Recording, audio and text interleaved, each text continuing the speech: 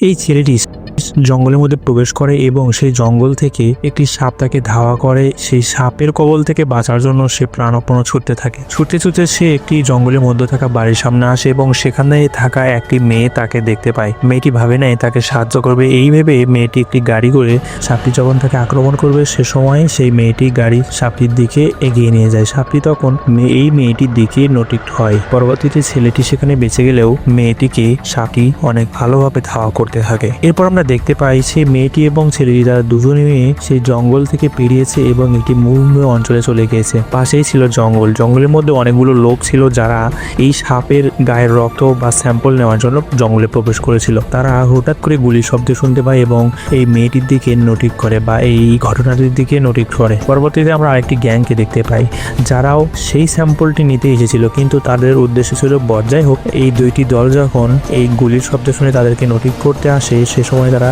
সেই মরুভূমির মধ্যে ধাওয়া করতে দেখতে পায় সেই দুইটি মানুষকে, অর্থাৎ সেই ছেলেটি এবং মেয়েটিকে। তখন এই ভালো টিমটি অর্থাৎ রিসার্চ টিমটির মধ্যে একটি লোক সেখানে দৌড়ে যায় এবং বলে যে এই সাপটিকে আমি মেরে ফেলবো এবং তাদেরকে সাহায্য করব, কিন্তু সে জানতো না এই সাপটি অনেক বেশি খাতারনাক। সে যখন সেখানে যায় সাপটিকে মারার জন্য, সাপটি তখন তাকে খেয়ে নেয় এবং দুইটি টিমের প্রত্যেকটি টিমই সেখান থেকে পালিয়ে যায়। কিন্তু সেই ভিলেন টিম অর্থাৎ যে গ্যাংটা রয়েছে সেই গ্যাংয়ের লোকজন বলে যে আমরা তাদেরকে সাহায্য করব না বা কোনো প্রকার সাহায্য করব না এবং সেই সাপটিকে আমরা ততক্ষণ পর্যন্ত কোনো আঘাত করব না যতক্ষণ পর্যন্ত এই সাপটি আমাদেরকে আক্রমণ না করে। এই পর্যায়ে দুইটি টিমই সেখানে বেঁচে যায়। বেঁচে যাওয়ার পর আমরা দেখতে পাই সেই ভালো টিমটি একটি ঘরে উঠেছে এবং তারা সেই সাপের সন্ধান করছে এবং বিভিন্ন প্রক্রিয়ার মাধ্যমে তারা সাপটাকে ধরবে সে প্ল্যান করছে। অন্যদিকে দেখতে পাই সেই গ্যাংটিকে, সেই গ্যাংরা এই সাপ সম্পর্কে কোনো কিছুই জানতো না এবং তারা একটি ডিলারশিপ নিয়েছিল একটি বড় টাকাওয়ালা মানুষের কাছ থেকে। জন্য তারা যখন জানতে পারে যে তারাও সেই একই কাজের জন্য এসেছে, অর্থাৎ সেই ভালো দলটিও সেই একই কাজের জন্য এসেছে, তখন তাদেরকে তারা আক্রমণ করে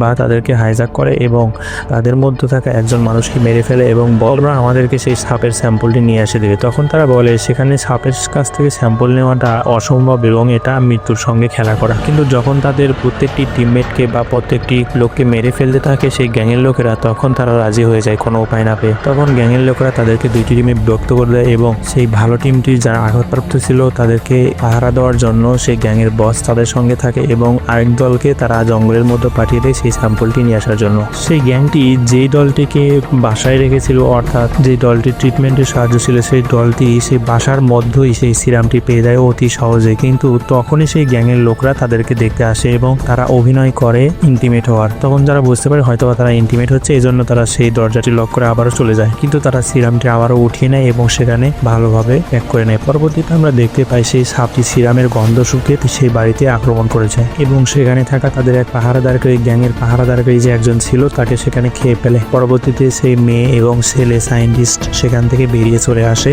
এরপর তারা যখন দৌড়াতে দৌড়াতে সেই জঙ্গল থেকে বেরোনোর চেষ্টা করে সে সময় দেখা হয় গ্যাংয়ের যে লিডার ছিল তাকে তার সঙ্গে। সে তাদেরকে বন্দুক হাতে আটক করে, কিন্তু পেছন থেকে সেই সাপটি তাদেরকে আক্রমণ করায় সেই গ্যাং এর লোকটি সেখানে ভীত হয়ে যায় এবং তারা সেখান থেকে আরো একবার বেঁচে ফিরতে পারে। পরবর্তী আমরা দেখতে পাই তারা যখন তাদের সেই মূল ক্যাম্পে চলে এসেছে তখন সেখানে সেই ডিলারশিপের লিডার যে ছিল সে চলে এসেছে সেই সিরামটিকে নেওয়ার জন্য, কারণ সে জানতে পেরে গিয়েছিল। পরবর্তীতে সে যখন তাদের কাছ থেকে সেই সিরামটি নিতে চায় তখন তারা অনেক কিছু কথা বলে, কথা কাটাকাটি হয়, কিন্তু তার হাতে বন্দুক, বড় ধরনের এক বন্দুক ছিল। সেই বন্দুক যখন তারা দেখতে পায় অতি সহজেই তারা তাকে সিরামটি দিয়ে দেয় এবং সেই সিরামটি নিয়ে সে তার দেহের মধ্যে ফুস করে, কেননা সেই সিরামটিতে এমন এক ধরনের পাওয়ার ছিল যে পাওয়ারের মাধ্যমে একজন মানুষ অনেক দিন পর্যন্ত বাঁচতে পারবে এবং সে তার যৌবন ফিরে পাবে। যাই হোক, সেই সিরামটি যখন তার গায়ের মধ্যে ইনজেকশনের মাধ্যমে ঢুকিয়ে নেয় বা প্রবেশ করে নেয় তখনই সেই সাপটি আবারও সেই সিরামের গন্ধে সেখানে চলে আসে এবং